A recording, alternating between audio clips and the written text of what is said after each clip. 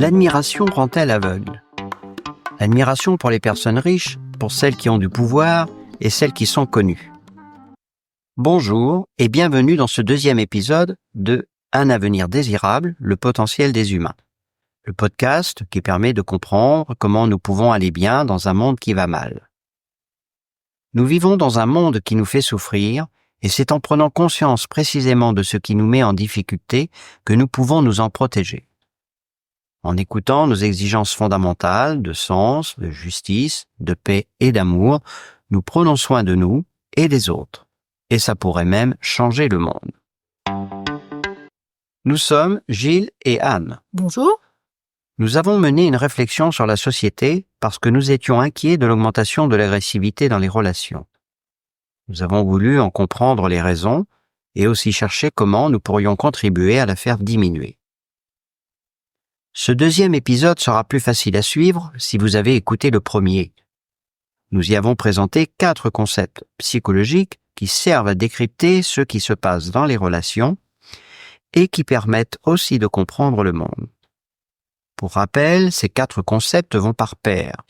Il y a d'un côté le trop d'ego et la posture relationnelle de rivalité, qui nous serviront beaucoup dans cet épisode, et aussi les 4 exigences fondamentales, humaines, de sens, justice, paix et amour, et la posture relationnelle d'apparentement.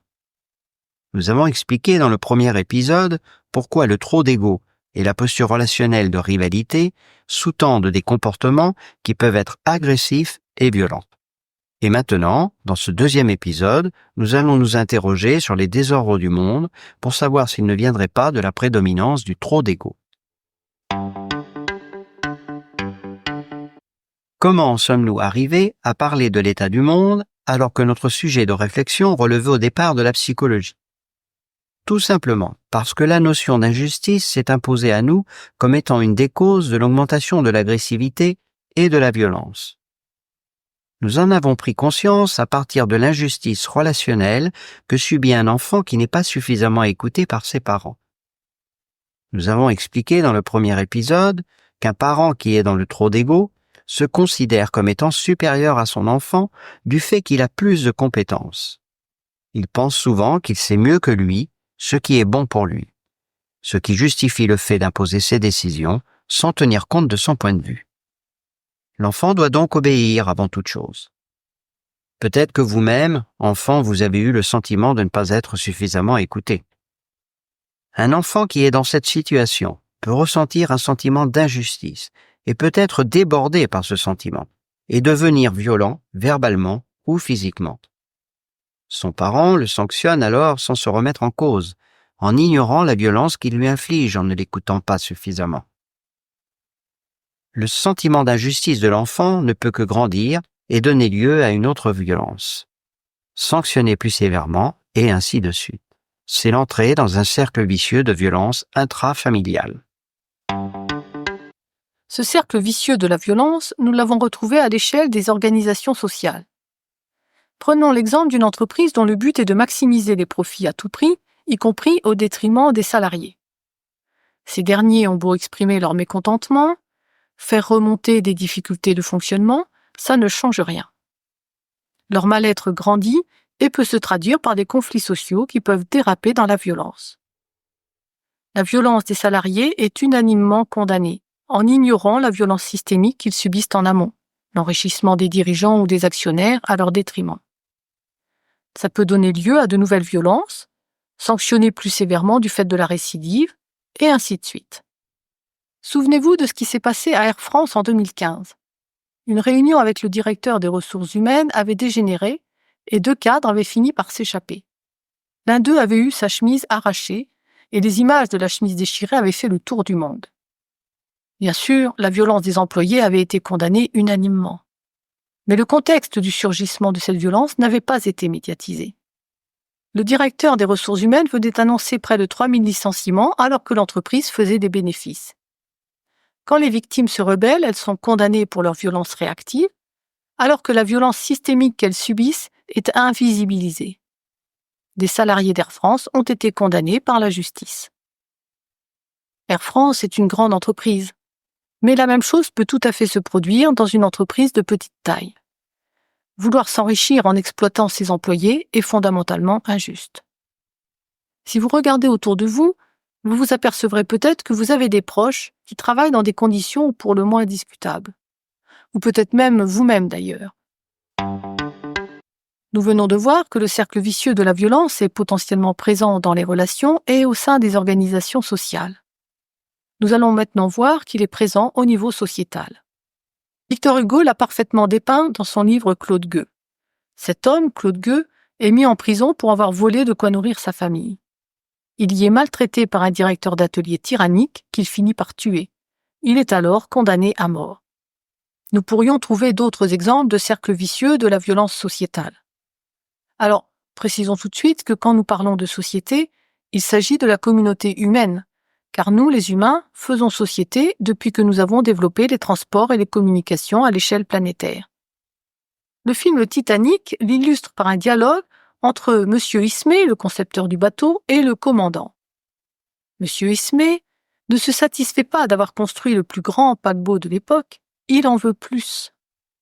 Il rêve de faire la une des journaux américains en arrivant avant la date prévue, alors que le bateau quittait à peine l'Angleterre. Un tel désir montre que la mondialisation était déjà là au début du XXe siècle. Je vous laisse écouter l'intégralité de leur dialogue parce qu'il montre aussi ce qu'est le trop d'ego. La scène se passe dans le brouhaha du salon.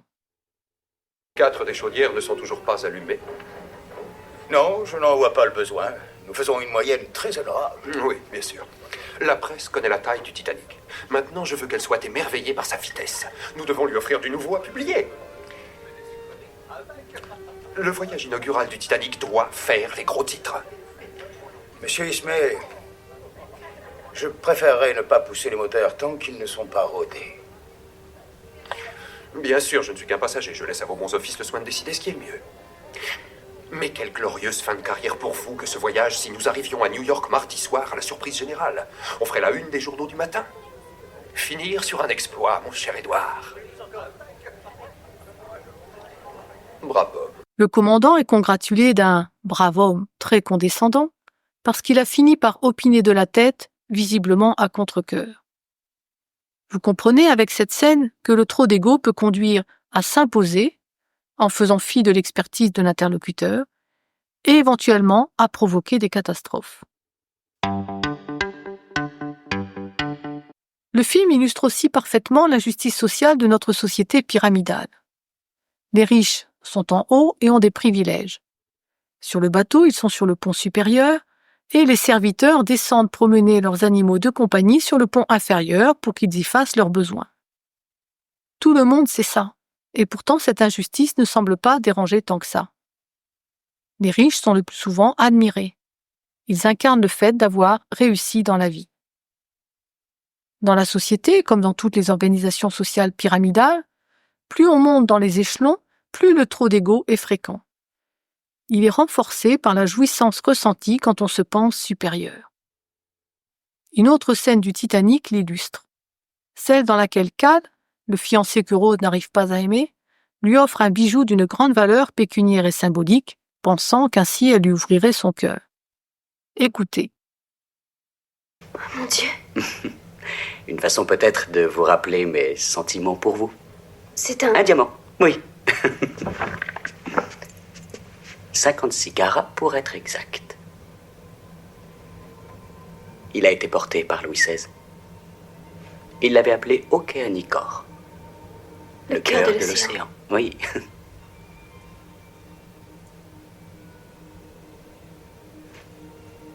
C'est bien trop beau. Mais c'est la pierre des rois. Nous sommes des rois, Rose. Les puissants qui sont dans le trop d'ego, comme Cal, jouissent de leur sentiment de supériorité et de leur pouvoir, et aussi du luxe qu'ils affichent aux yeux de tous, forçant l'admiration et la servitude. Quittons le Titanic, mais restons au niveau des puissants. L'histoire de l'humanité n'est qu'une succession de rivalités entre puissants, que ce soit pour accéder au pouvoir ou pour étendre leur pouvoir. En France, des combats ont fait rage pour s'approprier la couronne de France pendant la guerre de 100 ans. Finalement, c'est Charles VII qui a gagné avec le concours de Jeanne d'Arc. De grands empereurs ont augmenté leur pouvoir en conquérant de nouveaux territoires. Les populations, quant à elles, subissaient les guerres. C'est encore comme ça, et c'est partout pareil. De plus, pour faire la guerre, il faut des combattants, et la population est mise à contribution.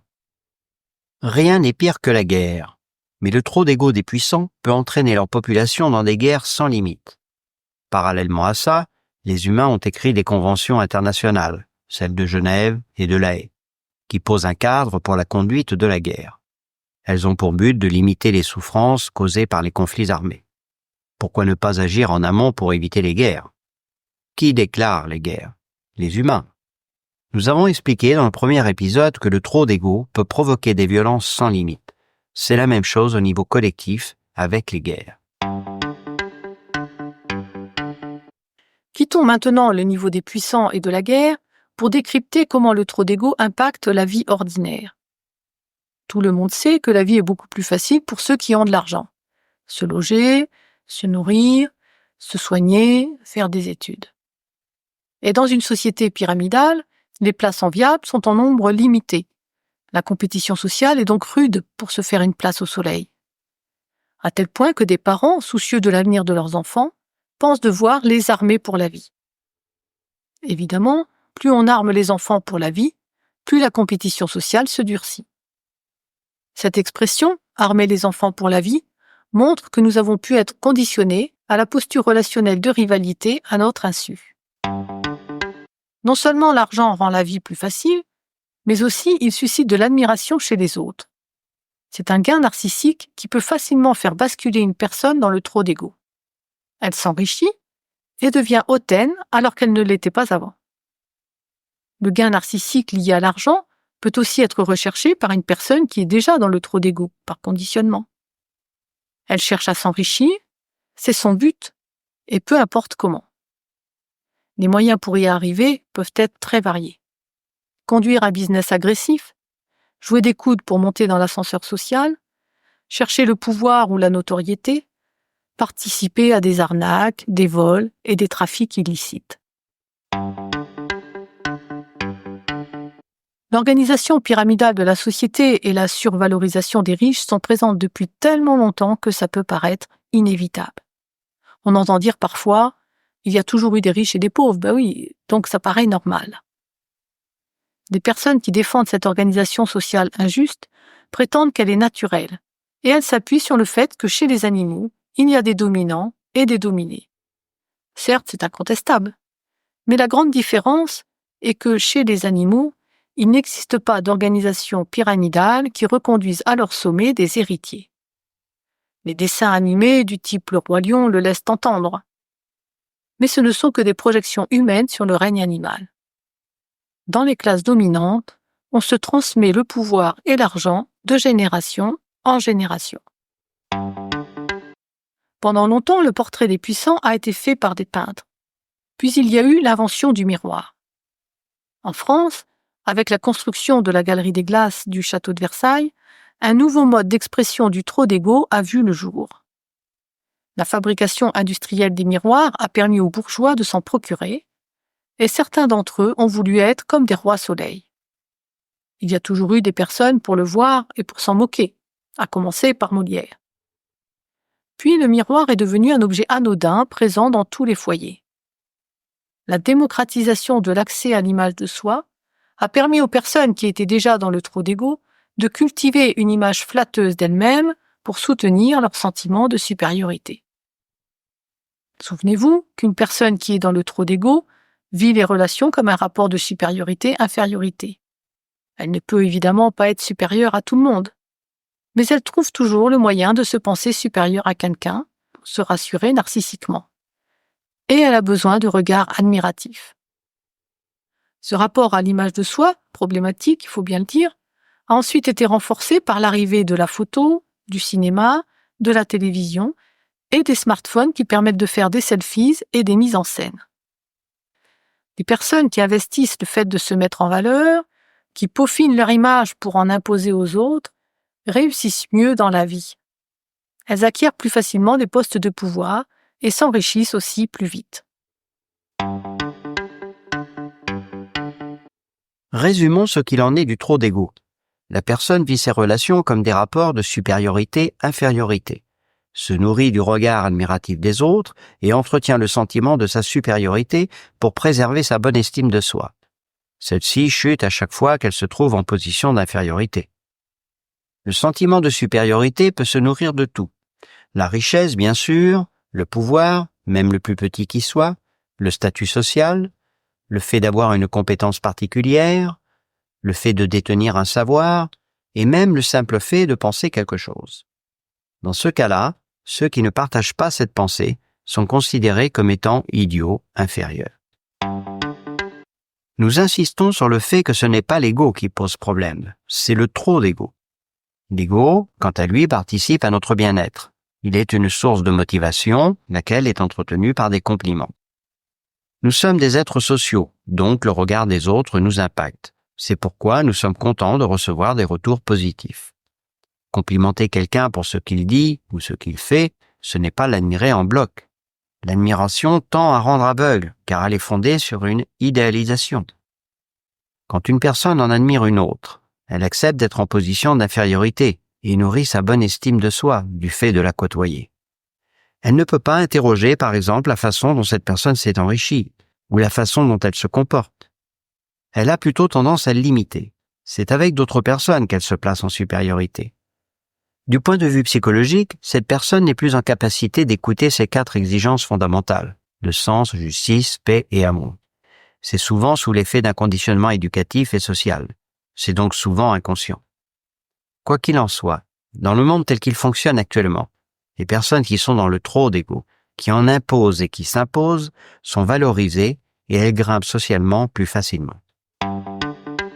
Pour autant, la compétition sociale est rude. Il ne faut pas faiblir, à tel point que des personnes qui veulent absolument tenir le coup ont recours à des stupéfiants. Il n'y aura jamais assez de place en haut d'une organisation pyramidale pour tous les prétendants à y monter. Dans notre société, les personnalités et les stars sont en nombre limité. Pour les autres, de nombreux concours leur offrent la possibilité d'accéder à une réussite qui les nourrit narcissiquement, tout en gagnant un peu d'argent.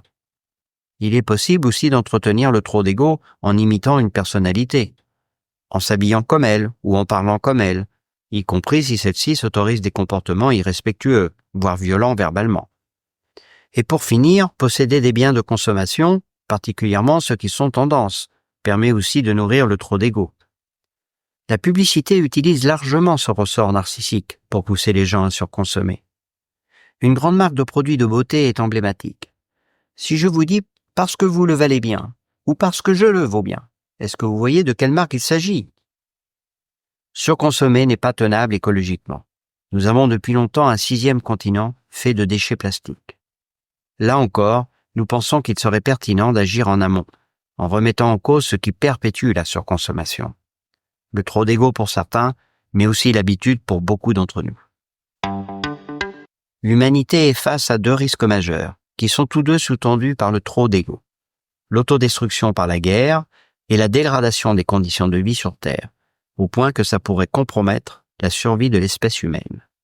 Face à cela, Mark Zuckerberg investit des sommes colossales dans des bunkers de luxe pour se préparer à toutes les éventualités. Il sera imité par ceux qui en ont les moyens. Quant au reste de la population, tant pis pour elle. Elon Musk, de son côté, prépare une migration sur Mars.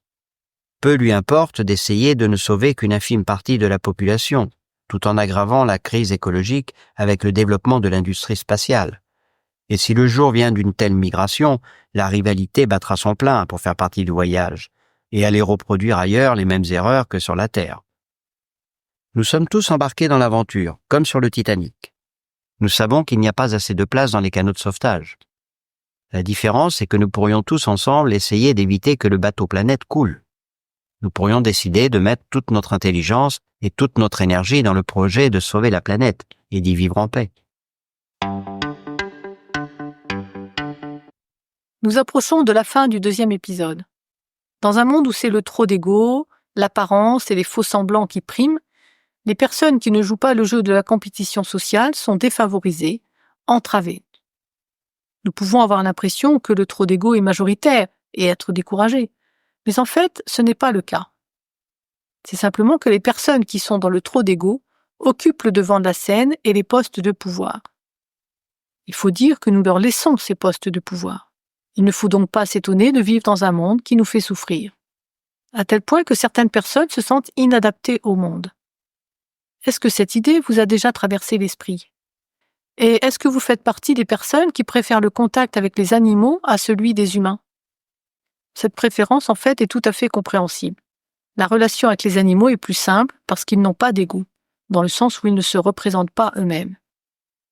Ils sont donc toujours dans leur être.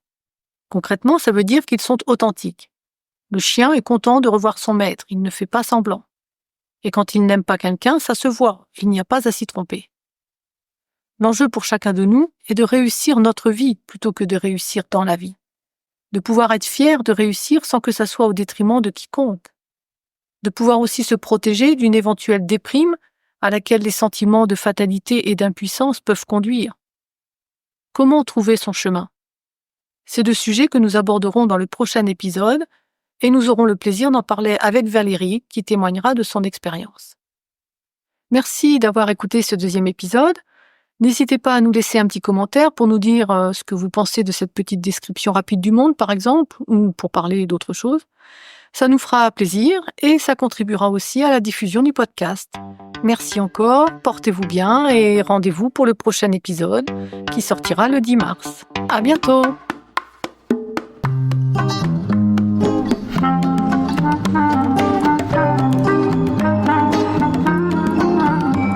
Paré pour la grande aventure, pour d'autres reflets de l'humanité. Loin des vents cruels, perturbant nos rêves, nous partirons troquer nos armures sans cailloux dans nos souliers. Pour continuer à danser, un vent nous guide et nous entraîne, dissipant les ombres et la noirceur du monde, pour triompher du pire, gagner le meilleur. Au jardin des espérances, nous traversons avec aisance, actionner l'aiguillage, tout remettre à la page, offrir notre plus belle fréquence sonore. Sens, justice, paix, amour. Sens, justice, paix, amour. Au jardin des espérances, nous traversons avec aisance, actionner l'aiguillage, tout remettre à la page et s'unir pour de plus belles fréquences sonores. Sens, justice, paix, amour. Sens, justice, paix, amour. Sens, justice, paix, amour.